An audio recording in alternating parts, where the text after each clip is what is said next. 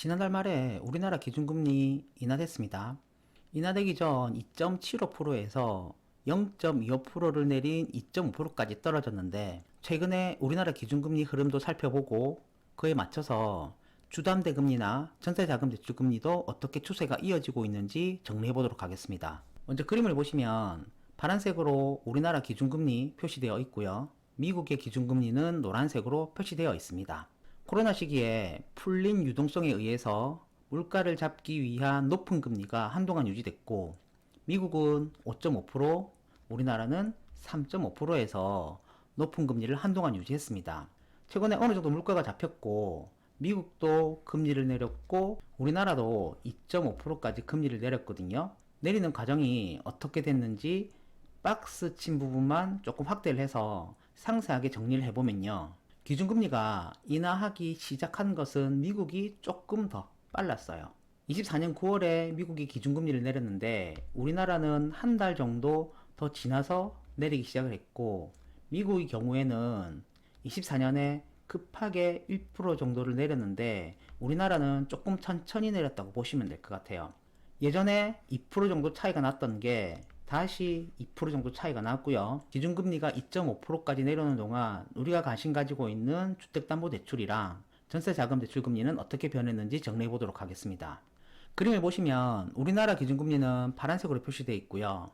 주택담보대출은 빨간색, 전세대출은 초록색으로 그 금리가 표시되어 있습니다. 한국은행 자료인데, 전세대출 금리는 2015년부터 정리되어 있기 때문에 이전 결과는 있지 않고요. 어쨌든 최근 10년간 한국 기준금리와 주택담보대출금리와 전세대출금리의 평균값을 그래프로 표시할 수 있습니다. 이 값은 평균값이기 때문에 정부자금대출 같은 경우에는 평균금리보다는 낮게 주로 받아간다고 보셔야 되고, 신용도가 낮은 분들은 이 값보다는 조금 더 높게 대출을 받아간다고 보셔야 돼요. 평균적인 대출금리, 평균적인 전세금리를 기준금리하고 비교해보면 최근에 기준금리가 떨어지는 모습처럼 주택담보대출금리와 전세대출금리도 떨어지고 있는 모습을 보입니다. 24년 하반기에 기준금리가 아래로 떨어지는 방향을 잡은 것과 반대해서 주택담보대출금리와 전세대출금리가 잠시 오르는 시기가 있었는데, 이때는 부동산 시장이 급격하게 반등하는 모습에 의해서 정부의 규제가 은행에 들어갔기 때문에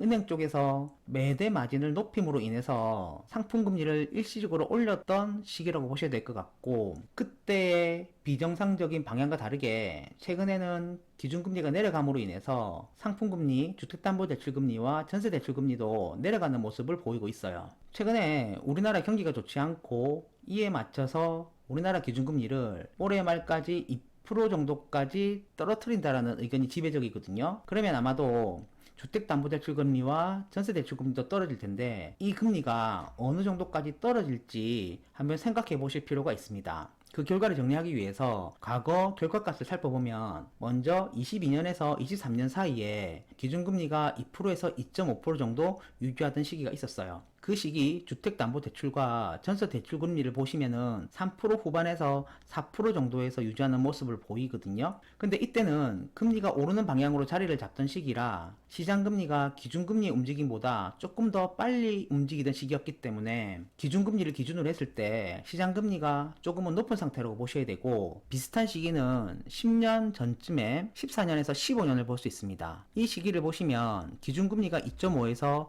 2.0까지 떨어지고 있고, 거기에 맞춰서 주택담보대출금리도 떨어지고 전세자금대출금리도 떨어지는 모습을 확인할 수 있어요. 이때 주택담보대출금리와 전세자금대출금리의 평균값이 3% 중반 정도, 조금 낮은 시기에는 3% 초중반까지 떨어지거든요. 그래서 저희가 만일에 연말까지 우리나라 기준금리가 2% 정도까지 떨어진다 하면 상품금리는 3.5% 또는 그보다 조금 더 낮은 수준으로 떨어질 것이라고 예상할 수 있습니다. 주택담보대출금리와 전세대출금리가 3% 중반 혹은 그 이하로 떨어지면 시장에는 조금은 더 긍정적인 영향을 미칠 것으로 보이고요. 올해 하반기 부산 입주 물량이 줄어드는 것과 함께 시장이 조금은 더 안정적으로 흘러갈 수 있는 요건을 만들 것이라고 예상이 됩니다.